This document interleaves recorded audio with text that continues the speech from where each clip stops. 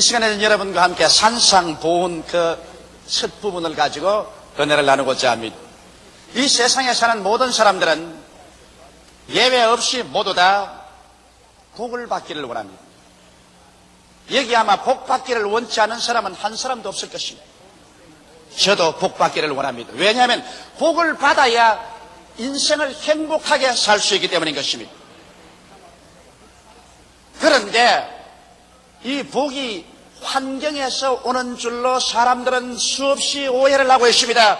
복 받을 수 있는 환경을 만들어 놓고 복 받을 수 있는 환경에 가면은 젖과 꿀이 흐르는 복을 받을 수 있다고 사람들은 오해를 하고 있는 것입니다. 그러나 실제로 복을 받을 수 있는 환경에 아무리 갖다 놓아도 그 사람이 복을 받을 수 있는 자격을 구비해 놓고 있지 않으면 그 환경이 축복으로 변화되지 않습니다. 이 사실은 우리 성경 이스라엘의 역사를 통해서 너무나 잘 알 수 있습니다. 430년 동안 애굽에서 종살이하던 이스라엘이 모세와 여호수아를 통해서 해방을 얻고 나와서 젖과 꿀이 흐르는 가나안 땅 복지에 들어갔습니다만 그 자리에 그들이 복을 누리지 못한 것은 그 자리에서 저들이 하나님을 배반하고 바알신 우상을 섬기며 믿음에서 떠났기 때문에 그들이 복을 받기는커녕 화를 받아서 아수르와 바벨론의 전쟁 포로로 잡혀가게 되고 무서운 종살이를 하게 된 것입니다. 이러므로 복이란 것은 그 사람이 복을 받을 수 있는 자격을 구비해야 됩니다. 이러므로 시편 1편에 보면은 복 있는 사람이라고 말한 것입니다. 복 있는 환경이라고 말하지 않습니다. 복 있는 나라라고 말하지 않으셨습니다. 복 있는 사람이라고 말하셨습니다. 사람이 복을 받으면 그 사람이 일어서고 왔는 곳마다 그 사람이 행하는 모든 것에 축복이 따라오게 되어 있으며 신명기 28장 1절 6절에 보면 내가 내 하나님 여호와의 말씀을 삼가듯 내가 오늘날 내게 명하는 그 모든 명령을 지켜 행하면 내 하나님 여호와께서 너를 세계 모든 민족 위에 뛰어나게 하실 것이라. 내가 내 하나님 여호와의 말씀을 순종하면 이 모든 복이 내게 임하며 내게 미치리니 성읍에서도 복을 받고 들에서도 복을 받을 것이며 내 몸의 소생과 내 토지의 소산과 내 짐승의 새끼와 우양의 새끼가 복을 받을 것이며 내 광주리와 떡반죽 그릇이 복을 받을 것이며 내가 들어와도 복을 받고 나가도 복을 받을 것이라고 말씀하고 있는 것입니다. 문제는 사람들이 복 받을 수 있는 자격을 구비했느냐 안 했느냐 이것이 문제지, 그 사람이 있는 환경이 복지냐 복지가 아니냐 이것은 부차적인 문제인 것입니다. 복은 여러분을 통해서 여러분의 운명과 환경에 쏟아져 내려오는 것입니다. 이렇기 때문에 예수님께서는 금세와 내세 복이 있는 사람의 자격에 관하여 분명하게 우리에게 가르쳐주고 있습니다. 오늘 이 시간에 이 자격을 우리가 알아보므로 우리 한 사람 한 사람이 복 받을 수 있는 자격을 구비하십시오. 그렇게 하면 축복이 우리에게 따라오게 되는 것입니다. 복을 받을 수 있는 첫째 자격자는 무엇일까요? 성경은 말씀하기를 심령이 가난한 자는 복이 있나니 천국이 저희 것임이라고 말하셨습니다. 생각해 보십시오. 여러분, 천국이 우리 마음속에 임하면 어떠한 축복의 넘치는 생활을 할 수 있지 않겠습니까? 하늘나라가 우리에게 임하면 의와 평강과 희력이 넘쳐날 것이요, 천국이 우리에게 임하는 곳에는 악의 세력이 물러가게 될 것이요, 질병에서 치료받고 죄에서 용서받을 것이요, 그리고 원수 귀신의 억압에서 해방을 얻게 될 것이요, 저주에서 자유를 얻고 영원한 삶이 우리 마음속을 채울 것입니다. 그러나 가득한 그릇에는 물을 부어 넣을 수가 없습니다. 이와 같이 마음이 세상 것으로 이미 가득해져 있으면 아무리 하나님께서 천국의 복을 부어주려고 해도 부어줄 틈이 없습니다. 우리 마음속이 가난해야 됩니다. 가난하다는 것은 비어있는 것을 말하는 것입니다. 부어줄 수 있는 공간이 있어야 되는 것입니다. 오늘 사람들이 우리 마음속에 무엇으로서 가득하게 채워넣었을까요? 사람은 인본주의로 마음속에 가득 채워넣었습니다. 중세 문해부흥 이후로 사람들은 하나님을 버리고 인본주의로 나가셨습니다. 사람 중심의 문화와 세계를 창조하려고 했었습니다. 18세기 계몽주의를 통해서 사람들은 이제 인간의 이성과 자유를 가지고서 이 세상에 유토피아적인 천국을 지상에 이룰 수 있다고 생각했었습니다. 그리고 난 다음 19세기와 20세기에 과학 만능주의, 물질 만능주의를 통해서 사람들은 무신론적인 인본주의 세상을 만들어 놓고 인본주의 쓰레기 때문에 채워놓고 마는 것입니다. 이제 사람은 사람 이외에 어떠한 것도 인정하지 아니하고 하나님을 자기의 세계 속에서 내가 쫓아버리고 말한 것입니다. 인본주의 우상으로 꽉 들어찬 그곳에 하나님의 천국이 임할 수 없으며 인본주의 우상생활 속에 사는 곳에 천국이 임할 수 있나요? 인간이란 여러분 존귀 하나 깨닫지 못하면 멸망하는 짐승과 같습니다. 여러분과 나 인생이 무엇입니까? 잠시 있다 사라지는 안개입니다. 내일 일을 자랑치 말라. 오늘 내게 어떠한 일이 일어날지 알지 못한다고 성경은 말하고 있습니다. 모든 인생은 풀과 같고 그 영화는 풀의 꽃과 같다. 풀은 시들고 꽃은 떨어지고 마는 것입니다. 사람은 죄책과 정죄에서 허덕이고 인생의 가치를 찾지 못하고 허무와 무의미의 진흙탕 속에 빠져 있으며 죽음과 영원한 무의 멸망에 부딪혀 있는 절망적인 존재입니다. 이렇기 때문에 성경은 요한계시록 3장 17절에 말하기를 내가 말하기를 나는 부자라 부요하여 부족한 것이 없다 하나 내 곤고한 것과 가련한 것과 가난한 것과 눈먼 것과 벌거벗은 것을 알지 못하다고 말하고 있는 것입니다. 오늘 인본주의자들은 이제 우리는 부자다. 우리는 지식도 이성도 과학도 물질도 기계 문명도 다 발견하여 발명하여 부유하게 되어 부족한 것이 없다고 말하나 실제로 인간만큼 뻘거벗고 공고하고 가련하고 가난하고 눈먼 존재는 없습니다. 여러분과 나는 어디서 와서 무엇 때문에 삶이 어디로 가는지를 모릅니다. 이 세상의 삶의 가치와 목적을 상실하고 있습니다. 사람은 모두 다 하루살이와 같이 죽어서 흙과 먼지로 들어가 버리고 마는 것입니다. 이와 같은 인본주의적인 쓰레기를 우리가 토해놓아야 여기에 천국이 들어올 수가 있는 것입니다. 또 나아가서 인간은 교만으로서 자기의 가슴 속에 가득히 세워놓은 것은 교만이란 자만심입니다. 자기에 대한 과대평가입니다. 자기의 가치 이상으로 자기를 높여서 과대평가에 행동하는 것이 교만인 것입니다. 교만한 자는 곧장 군의에 대한 도전을 합니다. 교만한 자녀는 부모에게 도전을 하고 교만한 사람은 사회와 국가에 대한 권위를 도전합니다. 이러므로 교만은 자기 과대평가와 권위에 대한 도전으로서 스스로 파괴를 도모합니다. 성경은 말하기를 교만은 패망의 선봉이요 거만한 마음은 넘어짐의 앞잡이가 된다고 말하셨습니다. 바로 이사야서 14장 12절로 15절에 오면 루시퍼 사탄이 그랬었습니다. 하나님이 지으신 천사장 중에 가장 아름다운 천사 하나가 루시퍼였었습니다. 그러나 그런 자기의 아름다움을 보고 자기를 과대평가해서 그만 하나님처럼 되려고 하나님의 권위에 도전하다가 하나님께 내가 쫓김을 받았어야 처참한 악의 근원인 사탄이 되고 마는 것입니다. 성경에 보면 이사야서 14장 12절로 15절에 이렇게 기록되어 있습니다. 너 아침의 아들 계명성이여 즉 루시퍼여 어찌 그리 하늘에서 떨어졌으며 너 열국을 엎은 자여 어찌 그리 땅에 찍혔는고 내가 내 마음에 이르기를 내가 하늘에 올라 하나님의 뭇별 위에 나의 보좌를 높이리라. 내가 북극의 지표의 산 위에 자정하리라. 가장 높은 구름에 올라 지극히 높은 자와 비기리라도다. 그러나 이제 내가 엄부곧 구덩이의 맨 밑에 빠치우리로다. 교만은 진실로 우리를 파멸하는 습격인 것입니다. 오늘날 사람들은 이 교만으로 마음의 쓰레기더미처럼 꽉 채워놨었을 때 천국이 임할 수가 없는 것입니다.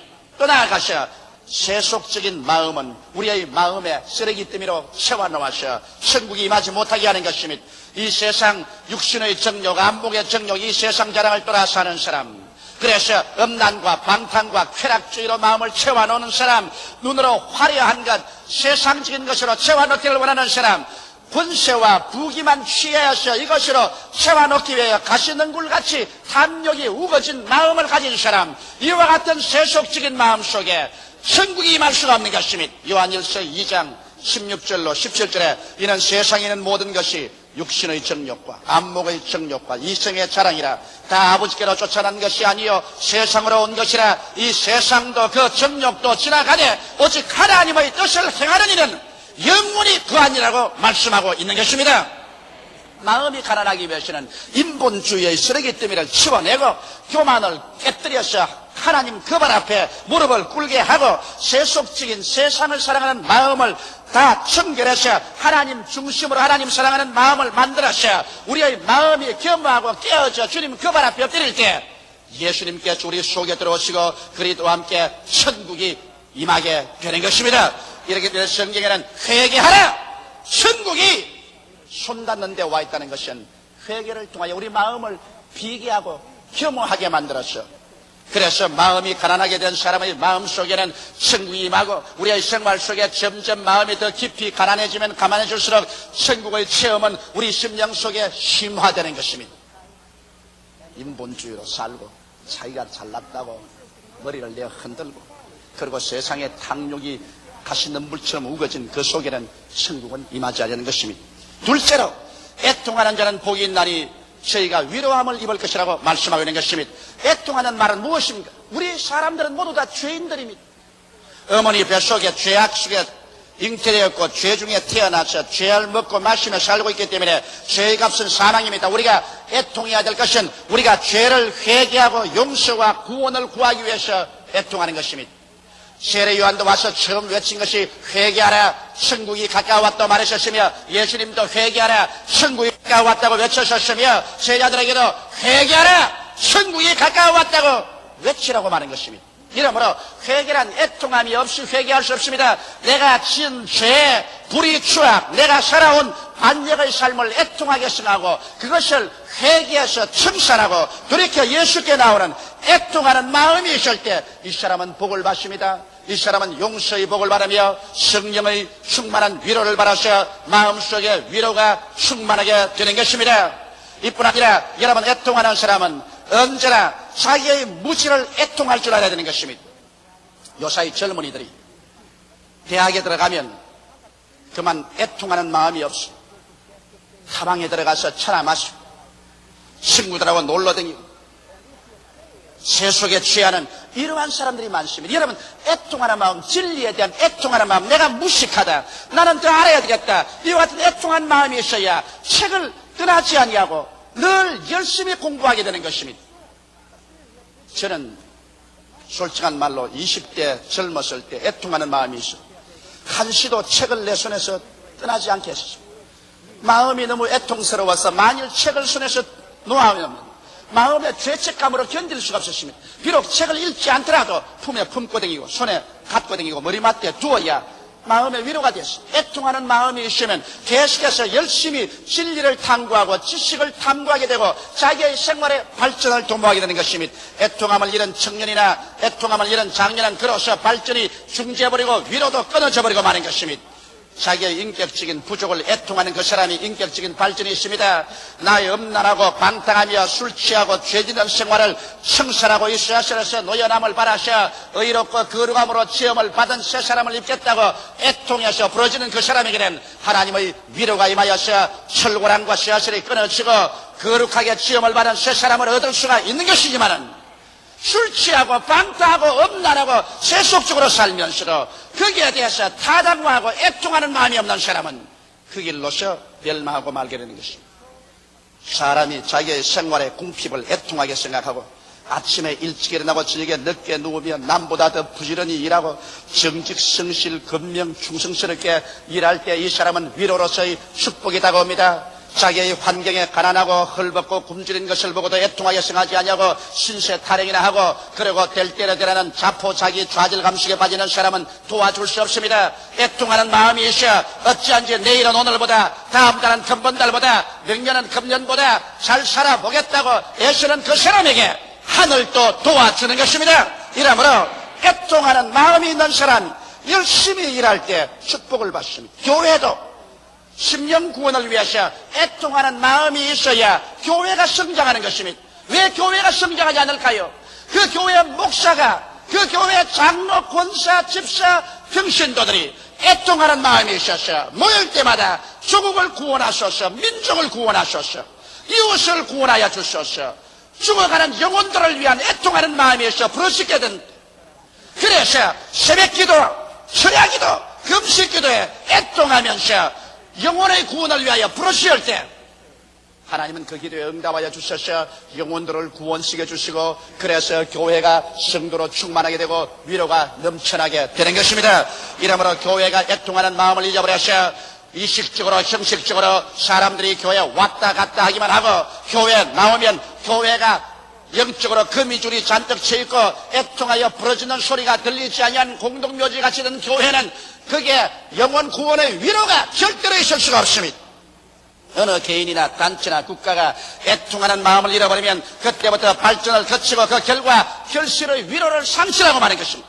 우리는 언제나 자기의 모자람과 자기의 부족함을 애통하게 느끼고 그래서 이것을 채우기 위해서 하나님께 부르짖고 기도하며 힘쓰고 애쓸 때 주님께서 여기에 넘치는 은총으로 채워주시는 것입니다. 애통하는 마음을 가진 그 사람이 복인이 되는 것입니다. 셋째로 온유한 자는 복이 있나니 제가 땅을 기업으로 얻을 것이라고 말하셨습니다. 이 말은 우리의 일반적인 상식과는 너무나 틀립니다. 우리 생각에는 온유한 자가 아니라 폭력을 행사하는 자, 반항하는 자, 그리고 악을 도모하는 자, 이런 사람이 세상에서 잘 살 것 같이 생각이 되지만은, 그러나 성경에는 분명히 온유한 자가 땅을 기업으로 받는다고 하시면, 땅을 기업으로 받는다는 것은 세상에서 성공하고 살게 된다는 것입니다. 온유한 자라는 뜻은 따뜻하고 부드러우며 잘 길들임을 받은 마음을 말하는 것입니다. 이 세상에 우리가 보면 대다수로 다 폭력을 사용하고 반항하며 완악한 사람들이 많습니다. 이러한 사람들이 땅을 차지할 같이 생각하지만 실제 우리의 역사와 경험이 그렇지 않습니다. 성경 마태복음 5장 39절로 41절에 나는 너희에게 이르노니 악한 자를 대적지 말라. 누구든지 내 오른편 뺨을 치면 왼편도 돌려대며 너를 송사하여 속옷을 가지고자 하는 자에게는 겉옷까지 가지게 하며 또 누구든지 너로 억지로 오리를 가게 하거든 그 사람과 심리를 동행하고, 이런 교훈이십니다. 세상에 그러한 교훈대로 살아서 이 세상에 어떻게 성공적인 삶을 살겠냐고 질문할 사람이 있을 것입니다. 그러나 사람들에게 어리석게 보일지라도 이 말씀은 하나님의 지혜요, 하나님의 지식이요, 하나님의 판단력인 것입니다. 이와 같이 온유한 삶의 태도를 취하면 이 세상에서 패배하게 될 것이라고 생각하지만 실제는 그렇지 않습니다. 왜? 우리의 경험이 그것을 말하는데, 이 세상에서 가장 무성한 것이 무엇입니까? 식물 세계에서 곡물입니다. 곡식은 사람들이 돌보아 줌으로 말미암아 비료를 주고 돌보아 주어서 세계에서 가장 무성한 식물이 곡식입니다. 그러나 잡초는 그것이 아무리 우거지더라도 사람들이 그것을 뽑아서 제껴버립니다. 잡초가 여러분 이 세계를 덮을 갖다가 잡초가 덮지 못하고 곡물이 이 세계를 덮고 있는 것입니다. 또 싸나운 짐승 보십시오. 싸나운 짐승은 그가 싸나울수록 사자나 범은 싸나운 험한 산 깊은 계곡에 살고 대낮에는 돌아다니지도 못하고 어두운 밤에나 돌아다니는 운명이 거치는 삶을 삽니다. 그러나 토끼나 노루나 양이나 염소나 온유한 짐승들은 들판에서 살고 그리고 대낮에서 살 수 있습니다. 싸나운 짐승일수록 싸나운 곳에서 살며 싸나운 삶을 살고 있는 것입니다. 그러나 온유할수록 편안하고 아름답고 풍성한 삶을 삽니다. 더구나 여러분 양을 보십시오. 양은 여러분 받아버릴 뿔도 없고 깨물을 니도 없습니다. 양은 손톱과 발톱도 가지고 있지 않습니다. 양은 어느 짐승이 와서도 물고 찌어시는데 그러나 양이 제일 안전합니다. 왜? 양은 자기를 돌봐주는 목자가 있기 때문인 것입니다. 다윗은 말하기를 여호와는 나의 목자시니 내게 부족함이 없다고 말한 것입니다.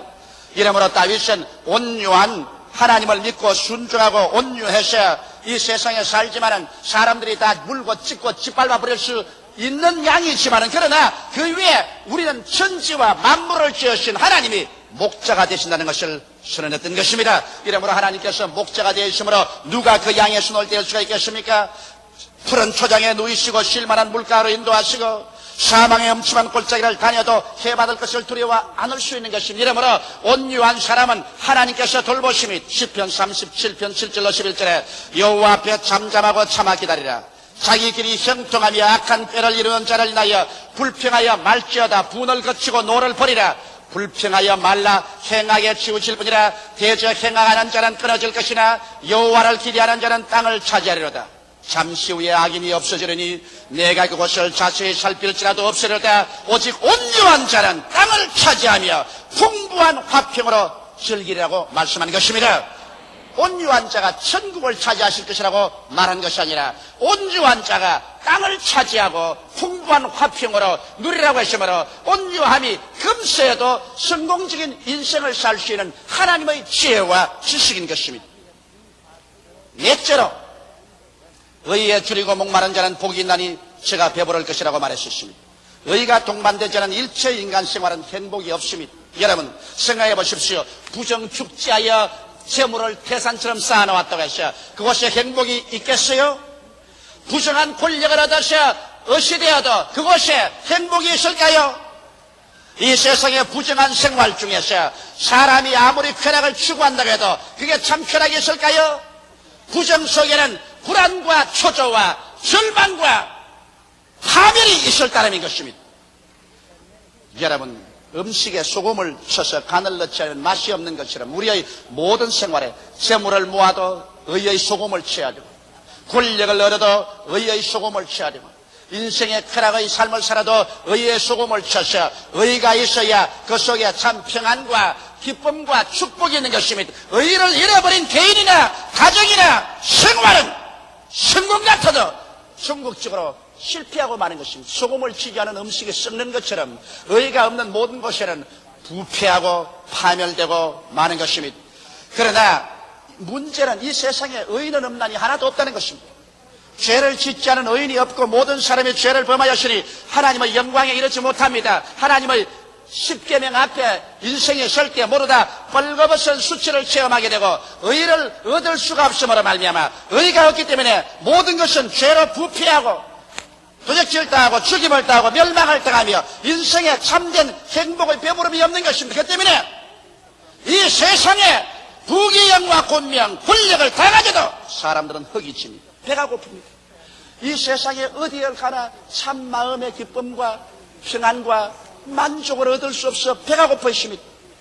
율법하에 의인이 없기 때문에 행복이 이 세상에 없습니다. 그 때문에 하나님이 세상을 이처럼 사랑하사 독생자 예수를 보내신 것입니다. 율법으로서 의를 얻지 못한 우리들에게 예수 그리스도가 우리의 죄와 불의와 추악과 저주와 절망을 한 몸에 짊어지고 십자가에 못 박혀 피 흘려 죽으심으로 과거와 현재와 미래의 죄를 다 용서하고 용서로 말미암아 하나님의 의를 우리에게 선물로 주시게 된 것입니다. 예수님은 하나님의 의로우신 것입니다. 바로 예수 그리스도가 하나님의 의이신 것입니다. 예수가 있는 사람에게는 의가 있고 예수가 없는 사람에게는 의가 없습니다. 인간의 선한 행위로 의롭다함을 얻을 육체가 없습니다. 예수 그리스도 안에 있는 용서의 의로움만이 우리에게 유일한 의로움인 것입니다. 이래서 예수 그리스도의 용서의 의를 마음속에 받아들일 때 비로소 의가 우리의 모든 재산의 축복이 되고 의가 우리의 권력의 축복이 되고 의가 우리의 삶의 쾌락을 추구하는 삶 속에서 축복이 되게 만드는 것입니다. 의가 들어와야 부패하거나 썩지 않습니다. 의가 들어와야 간을 쳐서 맛있게 만드는 것입니다. 의가 없는 삶 속에는 절대로 배부름이 없습니다. 그렇기 때문에 성경에 보면 수가성 여자가 인간의 만족과 기쁨을 얻기 위해서 자기 평생에 남편을 5번 갈았고 밥그릇을 5번 우물물을 5번 갈아 마셨지만은 그에게 인생의 만족은 없었습니다. 그는 6째 남편하고 살 때 그는 이제 좌절하고 절망에 처했습니다. 예수께서 수가성 우물가에 정오의 쨍쨍비전 햇빛 아래 만나셨을 때 주님 말씀하시면 내가 이 물을 마시면 다시 목마르거니와 내가 내게 주는 물을 마시면 다시 목마르지 않냐고 영생토록 솟아나는 샘물이 되리라고 말씀한 것입니다. 세상 물 아무리 마셔봐도 의가 없는 곳에는 다시 목마르고 다시 배고프다. 나를 믿으면 그리고 나로 말미암아 의를 얻으면 그 의가 비로소 배부르게 만들어주겠다고 말씀하신 것입니다. 여러분 의가 있으면 마음속에 배불러집니다. 이렇기 때문에 내가 비록 가난하고 헐벗고 굶주린 상황 속에 있을지라도 내가 예수 그리스도를 구주로 믿고 나면 놀라운 마음의 만족과 평화와 기쁨이 다가오는 이유가 있습니다. 의가 우리의 마음속에 만족을 갖다 주기 때문인 것입니다. 의가 배부르게 해주기 때문인 것입니다. 세상 것 아무리 먹어도 자꾸 헛배만 부르고 배가 부르지 않냐는데 예수를 믿자 말자 비로소 마음속에 만족한 배부름이 있게 되었다는 것입니다. 예수 믿지 않은 사람은 당뇨병 환자와 같습니다. 아무리 먹어도 전부 다 당이 외부로 소변으로 나가버리고 배만 불렀지 몸에 살은 안 되고 늘 배가 고픕니다. 이 세상에 부귀를 권력을 쾌락을 아무리 취해보아도 손에 잡은 것 같지만은 만족이 없습니다. 헛배만 불렀지 배가 늘 고픕니다. 여기에 참으로 인생에 배부른 삶을 살기 위해서는 예수 그리스도를 구주로 모셔서 의를 얻어야만 되는 것입니다. 의가 없는 곳에는 배부름이 없습니다. 의가 들어와야 인생의 배부름이 다가오는 것입니다. 여러분께서 소시민이든 중요 사회 생활을 하든 상층 사회를 하든 지도자든 누구든지 여러분 생활 속에 의를 받아들이십시오. 예수님만이 우리의 의가 되신 것입니다. 행복은 우연이나 미신적인 복술로 오지 않습니다. 행복은 인간의 마음가짐이 정당할 때 당연히 다가오는 보상인 것입니다. 우리는 우리 마음을 끊임없이 다스려 행복이 자리 잡을 수 있는 바탕을 만들 때 행복은 구말리에 잠시 있는 것이 아니라 이 자리에서 여러분에게 다가오게 되는 것입니다. 주님은 여러분 모두가 행복한 사람이 되기를 원하십니다. 기도드리겠습니다. 살아계신 우리 아버지 하나님, 행복이 우리를 향하여 손치고 있음을 감사하옵나이다. 우리 하나님 아버지, 마음이 가난해서 인본주의, 교만, 세속적인 마음을 다 통에 잡아가고 빈 마음 속에 예수를 모시드릴 때 천국이 들어오게 되며 우리 아버지 하나님이 있어 우리의 마음 속에 의에 굶주리고 의이신 예수를 간절히 찾으면 예수님이 우리의 생활 속에 소금으로 들어오시며 모든 것이 맛있어지고 의가 들어오면 모든 부패를 막고 비로소 배부름이 우리에게 오게 됨을 감사하고 마음이 가난한 자는 복이 있나니 천국이 저희 것이며 애통하는 자는 복이 있나니 저희가 위로함을 얻을 것이요 온유한 자는 복이 있나니 저희가 땅을 기업으로 얻을 것이며 의에 줄이고 목마른 자는 복이 있나니 저희가 배부를 것입니다. 이 복을 오늘 다 얻게 하여 주옵소서. 예수님 이름 받들어 기도하옵나이다. 아멘.